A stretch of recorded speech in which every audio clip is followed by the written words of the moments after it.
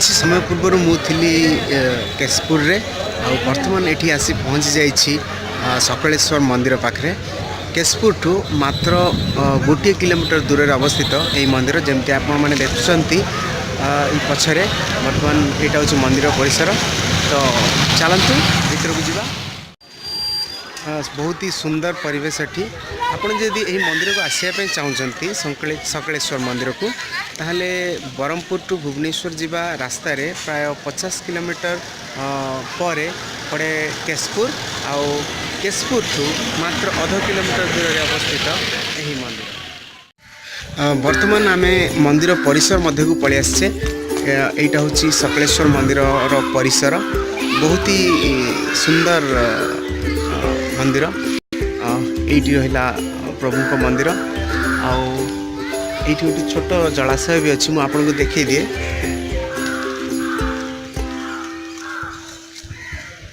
सेठी शिवंकर गोटे मूर्ति अच्छी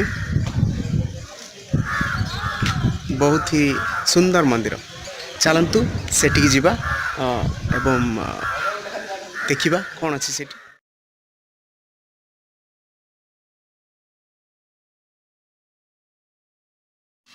मंदिर परिसर मध्य सुंदर जलाशय बहुत ही सुंदर जलाशय वा छोट पोखरी कहीपर आम बहुत ही सुंदर जगह आप निश्चय दिने ना दिने ये आसवा कथा बुलायापी कारण ये आसिले जो शांति परिवेश जो कि आमर सहर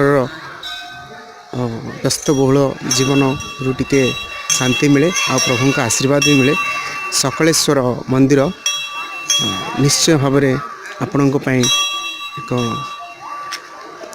सुंदर परिवेश जोगे देछि। ये होचंती बाबा शिवशंकर और माता पार्वती गोटे बड़ पत्थर थिला एठी पूर्वरु से पत्थर को बर्तमान कलर कराई। यह हूँ मुख्य मंदिर जलाशय बहुत ही सुंदर जलाशय।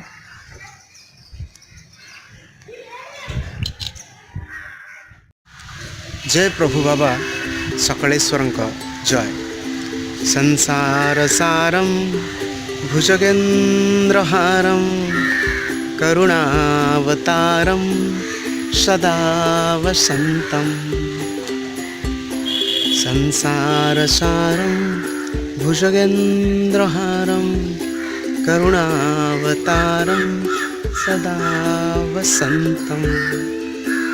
सुंदर परिवेश रे प्रभु विराजमान करछन्ति आउ ए धराधाम को बा साधारण मनुष्य मानक पाप पंकरु मुक्ति प्रदान करुछन्ति। से होचन्ति आशुतोष अर्थात अल्परे तोष हुअन्ति अल्प किसी पूजारे से तोष हो जाती। आप देखिपे जलाशय बहुत सुंदर जगह आउ भाषा नहीं मो पाखे वर्णना करने ये जगार सुंदरता आ प्रभु सकलेश्वरंकर महिमा। धन्यवाद।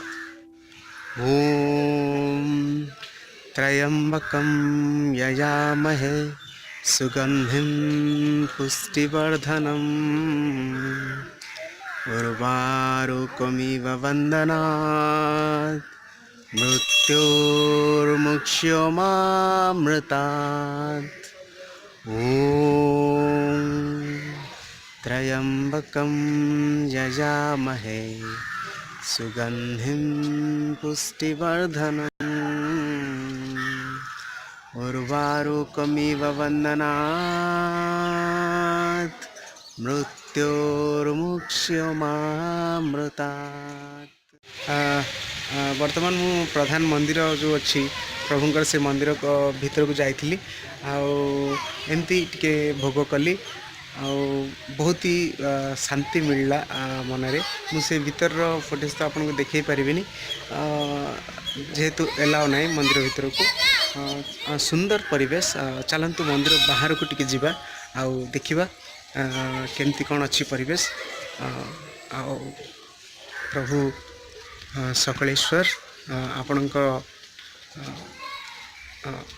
मंगल करंतु। चलो देखिबा एठू देख दियंतु व्यू।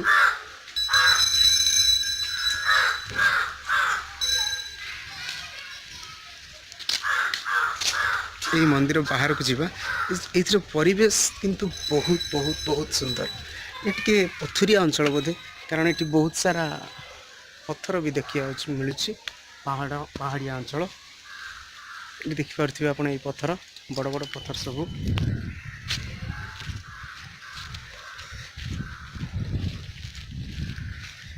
ये गोटे सीढ़ी अच्छी मुझे जानी ये कौन पाई सीढ़ी अच्छी। चलतु देखा कौन अच्छी ऊपर।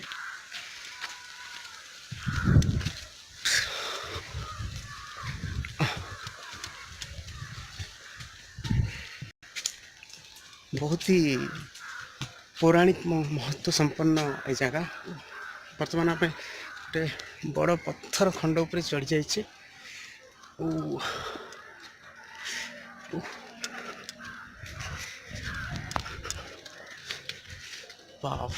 बहुत सुंदर देखंतु।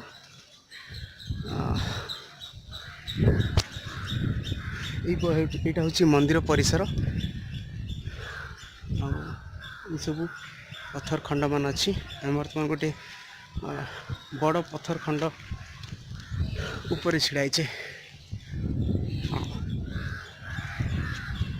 बहुत सुंदर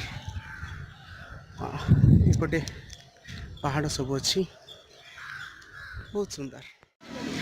आशा करुच्छी मोर छुटिया ब्लॉग आपण मानक पसंद आसथिबो। जदि पसंद आसी तो गोटे लाइक करने को जमार भूलें एवं सांगसाथी मानक शेयर करेंगे मध्य। आउ मो चैनल को सब्सक्राइब भी कर दिंतु। Thank you, love you all.